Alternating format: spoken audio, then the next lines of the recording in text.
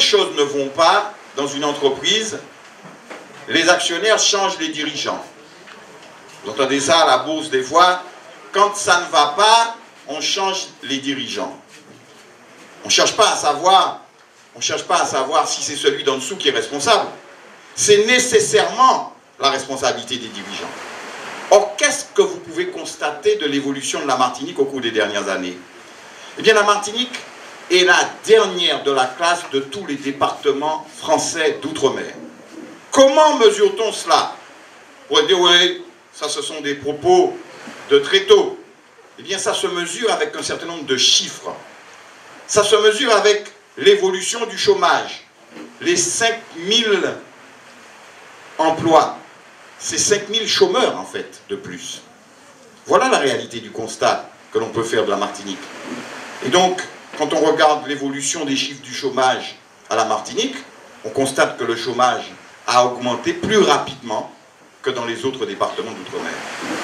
Puis quand on regarde un autre chiffre qui permet de mesurer la richesse d'un pays, comme vous mesurez vos revenus annuels.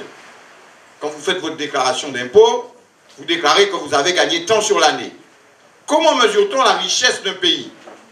On mesure la richesse d'un pays à partir de ce qu'on appelle le PIB ou le PIB, c'est-à-dire le produit intérieur brut, qui relève d'un calcul statistique qui permet de mesurer si un pays s'est enrichi ou appauvri d'une année sur l'autre.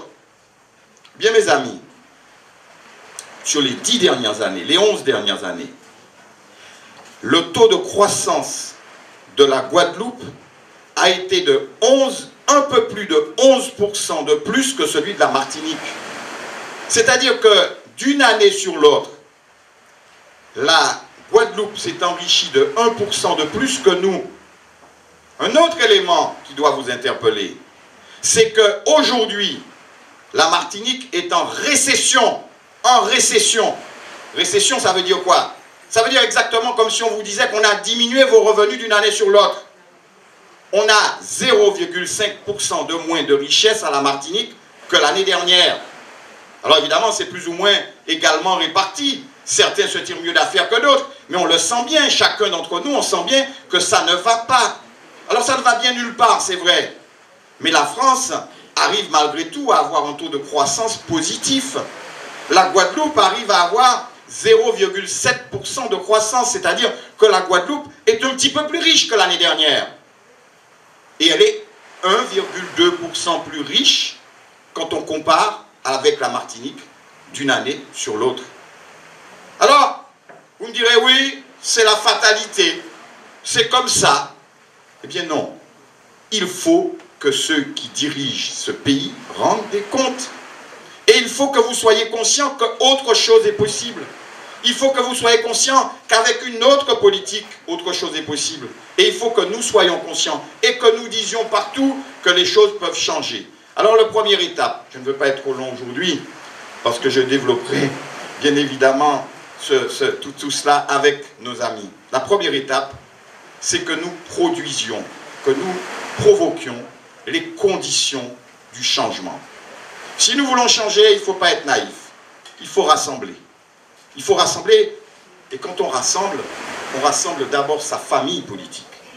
Et sa famille politique, c'est ce qui explique aussi, mon cher Christian, que je sois ici aujourd'hui. Parce que nous faisons partie de cette famille politique. Cette famille politique, elle nous rassemble sur des valeurs. Elle nous rassemble sur des principes. Elle nous rassemble sur des engagements. Et elle va nous rassembler aussi sur un projet que nous allons construire ensemble. Il faudra sans doute, et nous tentons de le faire, que nous essayons de rassembler au-delà. Parce que tous les Martiniquais qui ont de la bonne volonté doivent pouvoir apporter leur contribution, comme vous le faisiez de manière constructive quand vous étiez dans cette opposition, et que, je l'espère, demain, quand vous serez dans la majorité, votre opposition fera. Parce qu'il ne s'agit pas de détruire parce que l'autre est en place. Il s'agit de construire tous ensemble, tous les Martiniquais. Mais nous voulons que ce soit notre famille politique qui dirige ce département, parce que depuis trop longtemps, ceux qui nous dirigent nous ont conduits là où nous sommes aujourd'hui, c'est-à-dire après la Guyane, après la Guadeloupe, après la Réunion, après Mayotte en termes de taux de croissance. La Réunion nous a déjà dépassé, elle est déjà aujourd'hui plus riche que nous.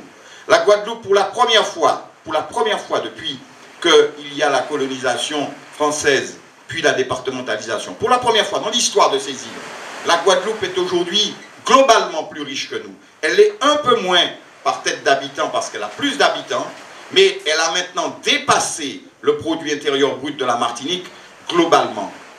Et la Guyane a un taux de croissance de près de 2 points supérieur à celui de la Martinique en moyenne.